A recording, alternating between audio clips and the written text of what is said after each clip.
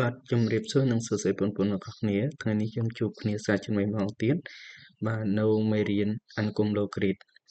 បាទថ្ងៃមុនយើងបានបញ្ចប់មេរៀនសមីការ expo បាទថ្ងៃនេះយើងចូលអង្គម low grade បាទចំពោះចំណុចថ្ងៃនេះគឺលោកគ្រូនិយាយអំពីក្រាបនៃអង្គម low grade បាទទី1គឺតកតងមួយយមន័យបាទអង្គម low grade បាទអង្គម low grade ក៏ដូចជាអង្គមផ្សេងដែរវាមានទម្រង់បន្វាហើយនឹងលក្ខខណ្ឌមួយចំនួនដែលផ្ទៀងផ្ទាត់បាទអញ្ចឹងអង្គម low grade ជាអង្គមដែលមានទម្រង់ y ស្មើនឹងបាទ LOC យើងអានថា log បាទ local a នៃ x បាទលក្ខខណ្ឌរបស់យើងគឺ a ធំជាង0ខុសពី1ហើយ x របស់យើងគឺវិជ្ជមានបាទធំជាង0ដាច់ខាតបាទអញ្ចឹងអង្គមនេះក៏ឲ្យឈ្មោះថាអង្គមបាទ low grade ដែលឧទាហរណ៍បាទយើងអាចសរសេរបាទ y ស្មើ local បាទ2នៃ x ឬក៏ y local 3នៃ 3x បូក2បាទនេះគឺជាឧទាហរណ៍មួយចំនួនចំពោះបាទអង្គម low grade នឹងមានប្រភេទបាទផ្សេងទៀតចំពោះអង្គម low grade ដែលយើងសិក្សាគឺមានអង្គម local 10បាទ low grade នៃ2ដែលគោលរបស់វាគឺបាទប៉ុន្តែឥឡូវយើងសិក្សា local បាទទូទៅគឺគោល a បាទអញ្ចឹងចំណុចខតកតងជាមួយនឹងការសង្ក្រាបអង្គម low grade និងអង្គម expo នៅមេរៀនខាងដើមមេរៀនទី1ចំពុកទី2យើងរៀនអំពីអង្គម expo ឥឡូវយើងសង់ទាំងពីរទាំង low grade និង expo ពីព្រោះអង្គម low grade និងអង្គម expo គឺជាអង្គមច្រាស់រវាងគ្នាមានន័យថាអង្គម low grade ច្រាស់បន្ន expo ច្រាស់បន្នបាទ low grade បាទអញ្ចឹងសង្ក្រាប y ស្មើនឹង2ស្វ័យគុណ x បាទចំណុចខហើយនឹងខ y ស្មើនឹង local 2នៃ x បាទអញ្ចឹងដើម្បីសង្ក្រាបបានគឺយើងបាទឲ្យតម្លៃលេខបាទដោយសារវាជាអង្គមអញ្ចឹងយើងអាចឲ្យច្រើនជាងបាទបើបន្ទាត់យើងឲ្យតែ2ចំណុចគឺយើងអាចគុំបន្ទាត់បានបាទអញ្ចឹងចំពោះចំណុចកគឺ y ស្មើនឹង2សេគុណ x បាទតារាងតម្លៃលេខនៅពេលដែល x ស្មើដក2គឺយើងយកទៅជួសទៅគឺបាន2សេគុណដក2យើងអាចសេ1លើ2សេគុណ2បាទអញ្ចឹងបងអាចទៅសេ1លើ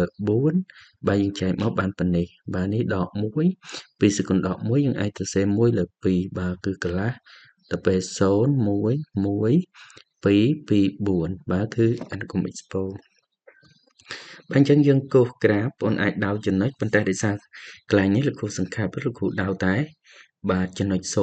011បាទអញ្ចឹងបងអាចដៅកន្លែងដក2បាទដក2 0.25 0.25បែរជានៅម្ដុំនេះបាទដល់ពេលដក1កន្លះបែរជានៅម្ដុំនេះបាទដូចគ្នាដែរនៅម្ដុំនេះដល់ពេល x1 បាទវា2ដល់ពេល x2 វា4បាទអញ្ចឹងក្រាបរបស់យើងបាទនេះកាត់តាមចំណុចបាទវាខុសគ្នាបន្តិចដោយសារខ្ញុំដាក់រូបមកវាស្ទើរបន្តិចបាទអញ្ចឹងនេះក្រាប y ស្មើនឹង2សេគុណ x បាទចំពោះខ y ស្មើនឹង local 2នៃ x បាទដូចគ្នាដែរអាពីរហ្នឹងវាជាអនុគមច្រាស់អញ្ចឹងយើងអាចត្រឡប់ពី x ទៅ y ពី y ទៅ x តាមយមន័យរបស់អនុគមច្រាស់អញ្ចឹងនៅពេលដែល x 0.25អានេះបាទដក2 0.5ដក1បាទ1 0 2 1ហើយនឹង4ទៅជា2វិញបាទអញ្ចឹងក្រាបរបស់វាគឺឡើងពីនេះទៅវិញបាទនេះនៅពេលដែល 0.25 វាបាក់ផាលនឹងដក2បាទគឺនៅនេះទៅពេល 0.5 កន្លះបាទគឺនៅកន្លែងដក1ដល់ពេល1 0បាទដល់ពេល2 1ដល់ពេល4 2បាទអញ្ចឹងនេះគឺក្រាប y ស្មើនឹង local x នៃបាទ local 2នៃ x បាទអញ្ចឹងបើសិនជាយើងគូស y ស្មើនឹង x ទៅវាឆ្លោះគ្នាធៀបពីព្រោះអនុគមទាំងពីរហ្នឹងគឺ y ស្មើនឹង សេគុណបាទ2សេគុណ x ហើយនឹង y ស្មើនឹង local 2នៃ x ហ្នឹងគឺជាអនុគមច្រាស់អញ្ចឹងបើសិនយើងគូសបន្ទាត់ y ស្មើនឹង x បាទវានឹងឆ្លោះគ្នាធៀបនឹងបន្ទាត់ហ្នឹង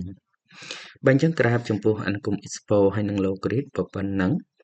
បាទយើងដល់ឧទាហរណ៍មួយទៀតគឺសង្ក្រាបបាទក្រាបនេះគឺបាទមួយ expo មួយ low grade ដដែលខាងតែខ្ញុំបដូរវាទៅបាទ y ស្មើនឹង3សេគុណ x ហើយនឹង y ស្មើ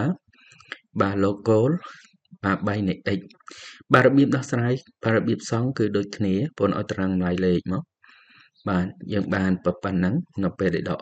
2បាទអានេះ1បាទ3សេគុណដក2គឺ1លើ9ចែកមកបានប៉ុណ្ណឹងអានេះ1លើ3ចែកមកបានប៉ុណ្ណឹងមិនបាន1លើ3ដោយសារពេលដែលយើងយក x ស្មើដក1យកមកចុះមកនោះយើងបាន3សេគុណដក1 3សេគុណដក1ស្មើ1លើ3បាទ3សេគុណ0ស្មើ1 3សេគុណ1 3 3សេគុណ2 9បាទអញ្ចឹងយើងគូសដូចគ្នាបាទនេះបាទនេះគឺ y ស្មើនឹង3សេគុណ x បាទចំពោះខយើងប្រើលក្ខណៈដូចមិញដែរវាប្រច្រាស់គ្នាយើងកាន់បដូរ x ទៅ y ទៅ x បាទប្រើនិយមន័យកណន័យឆ្លាស់បនអនុគមច្រាស់បាទអញ្ចឹងយើងបានដូចគ្នានៅពេលដែល x 0.11យើងបានដក y ស្មើដក2 0.33បាទយើងបានដក1ហើយដល់ពេល1 0បាទអញ្ចឹងវាកាត់បាទចំណុចនេះបាទនេះគឺ y ស្មើ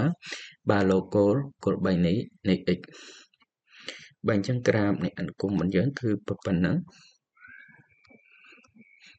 បាទលោកគ្រូឲ្យឧទាហរណ៍មួយទៀតបាទកន្លែងនេះគឺបាទលោកគោល3នៃ x ហើយនឹងលោកបាទគោល1លើ3នៃ x បាទអញ្ចឹងជាមួយវាខុសគ្នាទាំងកន្លែងណាបាទយើងអាចពិនិត្យទៅលើការសង់បាទនេះគឺបាទដូចឧទាហរណ៍ខាងដើមមិញយើងមានហើយបាទនេះគឺក្រាបរបស់យើង y ស្មើនឹងលោកគោលបាទគោល3នៃ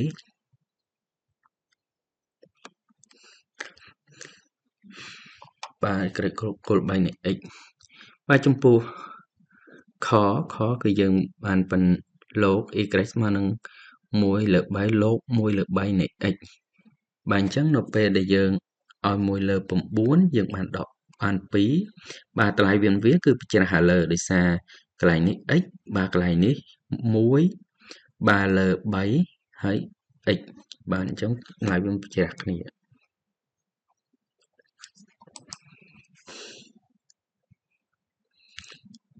បាទអញ្ចឹងនេះអនុគមពណ៌ខៀវនេះគឺ y ស្មើនឹង1លើ 3x បងអាចសង្កេតឃើញថានៅពេលដែលគោលរបស់វាធំជាង1អនុគមនឹងអនុគមកើនមានន័យថានៅពេលដែល x កាន់តែធំវាកាន់តែធំបាទដល់ពេល y ស្មើនឹង1លើ 3x វិញគោលរបស់វាធំជាង0ពីព្រោះលក្ខខណ្ឌរបស់យើងគឺបាទមាន2ណាធំជាង0ប៉ុន្តែតូចជាង1អនុគមនឹងជាអនុគមចុះមានន័យថានៅពេលដែលតម្លៃ x កាន់តែធំបាទ y របស់យើងតូចវាពិចារណាគ្នាបាទអញ្ចឹងបងអាចសង្កេតករណីមួយបាទយើងឃើញភាពខុសគ្នាបន្វាបាទកន្លែងនេះគ្រូទាញបានជាទូទៅចំពោះ y ស្មើនឹង local a នៃ x បាទក្នុងករណីដែល a ធំជាង0គេហៅអនុគម y ស្មើនឹង local a នៃ x ហ្នឹងជាអនុគមកើតបាទនៅពេលដែល0បាទតូចជាង a បាទ a តូចជាង1អនុគម y ស្មើនឹង local a នៃ x ហ្នឹងបាទជាអនុគមចុះបាទនេះគឺយើងទាញតម្រង់ទូទៅនៃក្រាបបន្វា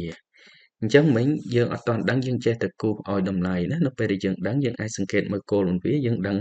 បាទតម្រង់ក្រាបហើយបាទលោកគ្រូមានឧទាហរណ៍មួយទៀតអញ្ចឹងខាងនេះឃើញមិញយើងអត់ដឹងទេយើងចេះតែឲ្យតម្លៃគូណាប៉ុន្តែឥឡូវយើងខាងនេះឃើញយើងដឹងថាមួយណាចុះមួយណាកើនបាទកន្លែងនេះគឺ a របស់យើងធំជាង1អញ្ចឹងបាទវាជាអនុគមកើនគឺមានន័យថានៅពេលដែល x កាន់តែធំបើវាកាន់តែធំបាទដល់ពេលនេះគឺអនុគមចុះបាទអនុគមចុះនៅពេលដែល x កាន់តែធំបាទ y យើងតូចបាទដោយសារអីគេគោលរបស់វាគឺធំជាង0ប៉ុន្តែវាតូចជាង1ឥឡូវយើងមើលការគូសក្រាបទាំងអស់គ្នាបាទនេះចំពោះកបាទយើងឲ្យតម្លៃតកតងជាមួយនឹងនេះបាទចែកទៅវាងទូចតិច1លើ16យើងអាចសរសេរថា1លើ4សេគុណបាទដកបាទសេគុណ2ឬក៏យើងអាចសរសេរថា4សេគុណដក2បាទអញ្ចឹងយើងឲ្យតម្លៃ x ទៅយើងទាញបាន y បាទអញ្ចឹងនេះ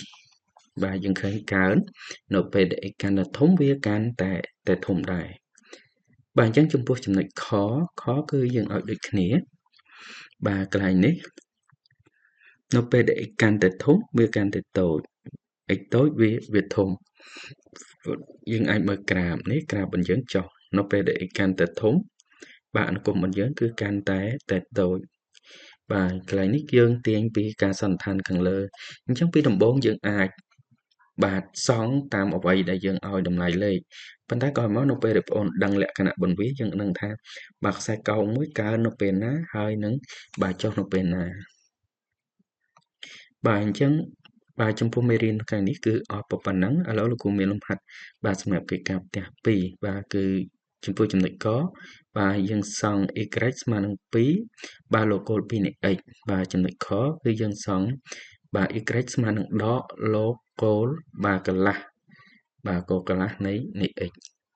បាទអញ្ចឹងចំពោះលំហាត់កិច្ចការផ្ទះគឺយើងមាន2ម៉ោងបាទអរគុណចំពោះការយកចិត្តទុកដាក់ទស្សនាវីដេអូនេះបាទកុំភ្លេចធ្វើកិច្ចការផ្ទះផង